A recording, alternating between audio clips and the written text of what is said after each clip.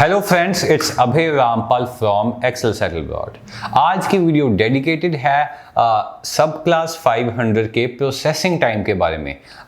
काफ़ी स्टूडेंट्स को या काफ़ी पेरेंट्स को इस चीज़ की नॉलेज नहीं है कि सब क्लास 500 जिसको हम स्टडी वीज़ा कहते हैं उसकी प्रोसेसिंग टाइम क्या है। इस वीडियो के थ्रू मैं एक डिटेल्ड सेशन में आपको समझाऊंगा कि ऑस्ट्रेलियन एम्बेसी कितनी देर में कमिट करती है कि आपकी फाइल्स का हम कितनी देर में डिसीजंस दे देंगे।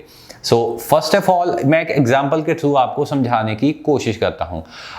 एक इनटेक जैसे कमिंग इनटेक जुलाई इनटेक है, फॉर एग्जांपल उसके अंदर 1 लाख फाइल लगी है फ्रॉम ऑल ओवर इंडिया। पूरे इंडिया से 1 लाख फाइलें लगी हैं फॉर स्टडी वीज़ा जौन सा उन्होंने ऑस्ट्रेलिया के लिए अप्लाई करना है सब क्लास 500 में।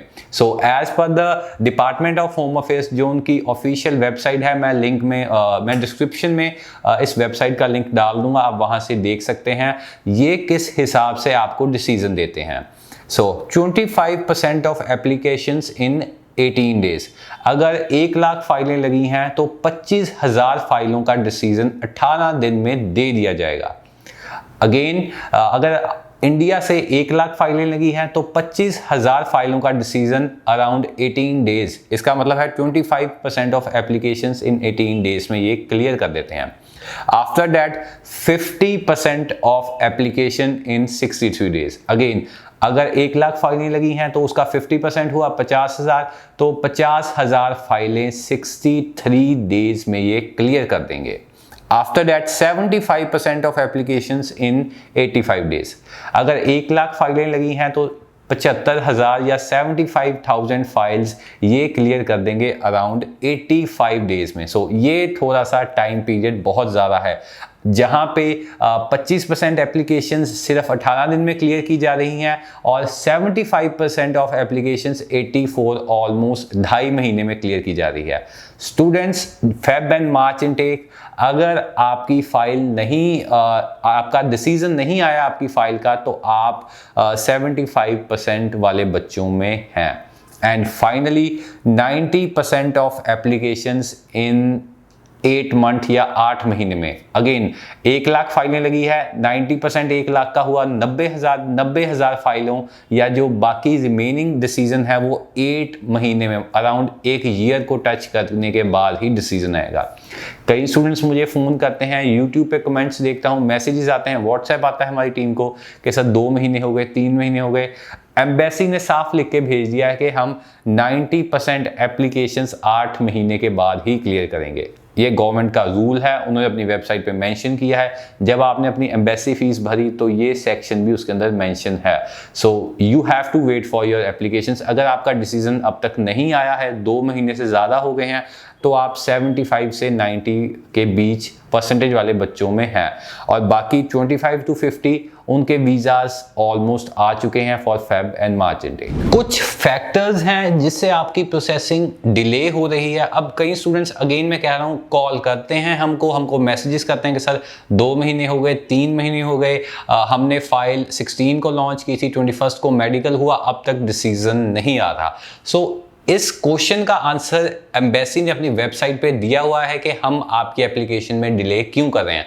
And the first factor is whether you have launched a complete application। क्या आपने अपनी एप्लीकेशन अच्छी तरह से लॉन्च की थी, जौन सा इमी अकाउंट आपका बना है उसके ऊपर सारे डॉक्यूमेंट्स इन ऑर्डर थे कि नहीं, आपकी फाइल रिप्रेजेंटेशन कैसी थी। अगर आपकी एप्लीकेशन में डिले हो रहा है तो कहीं ना कहीं आपकी फाइल की मिस रिप्रेजेंटेशन की गई है फ्रॉम एनी कंसल्टेंट जहां से आपने अप्लाई किया है।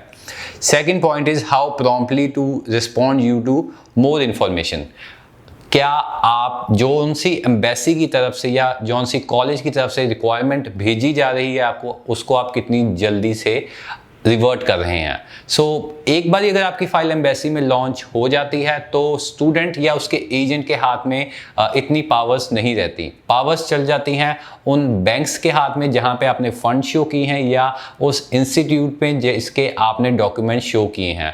Australian embassy is asking for verification.